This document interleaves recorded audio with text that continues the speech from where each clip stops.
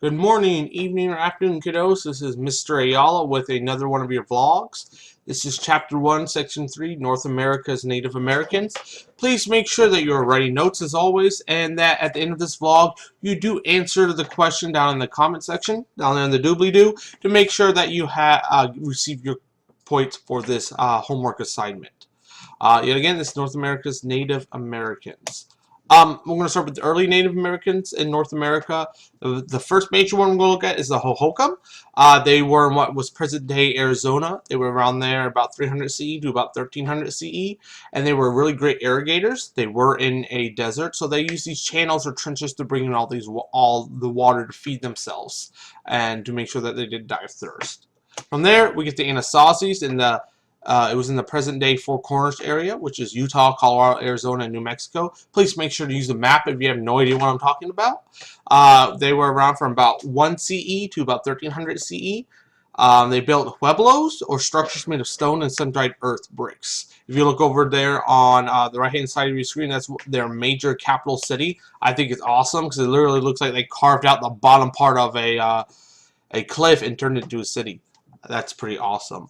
They were mostly traders. They traded between the Native Americans in Mexico, people like the Aztecs, the neighboring tribes from there, also with the Native Americans on the West Coast and people like the Mississippians near the Mississippi River.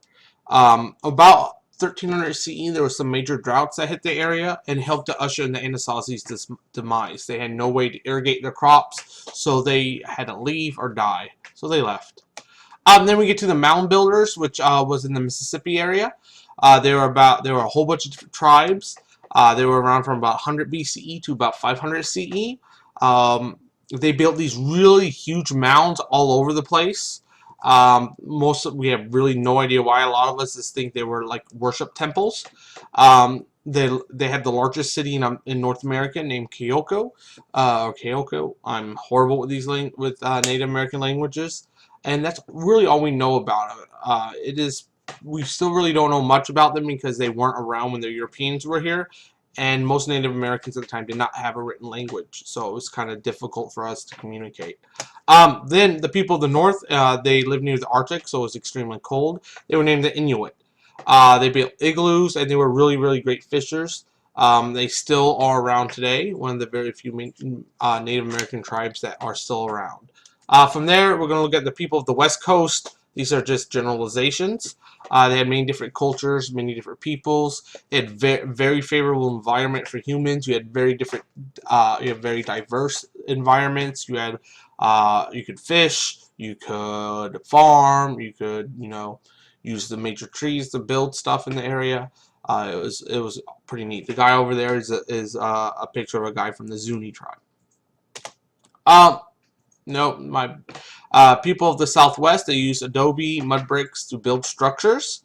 The early people including the Hopi and the Zuni. The later people with the Apache and the Navajo. We'll look at them a little bit more later on this year. Peoples of the Great Plains, they were very nomadic. They mostly just traveled after the buffalo herds. But after the Spanish arrival, this became much easier when they introduced horses, and it became essential to their lifestyle. They include people like the Comanche and the Dakota. Peoples of the East, they lived in a woodland climate, kind of chilly. This is like in the New York, Pennsylvania area. They formed very complex relationships with each other, including by making federations, like the Iroquois League, which was founded in the 1500 CE. They ended up writing a constitution, and they were actually organized based on clans. So they were based on actually your mother's family, which is a little bit different than what our American style, which is very European, which is based upon our father's side. Really neat. Then we get to the people of the Southeast. They had a warm woodland climate. They include people like the Creek, the Chickasaw, the Cherokee. They were mostly farmers and hunters. I thought it was interesting. This is one of the older paintings of them. It's kind of interesting that all their houses on these little mounds, for that when it flooded, that their houses wouldn't be as likely to be destroyed, even though you look closer down to the river, there are some houses that would be flooded. Anyway, the vlog question. So make sure in the comment section down there in the doobly-doo, you answer the following question. Describe one Native American group by using one of the 5 themes of geography. That's location, place, region, human environment interaction, and there's one more in there that I forgot off the top of my head. Please use information from this vlog or outside information to support your answer. Remember to write your name, appear in any comment to receive credit. And as always, don't forget to be awesome.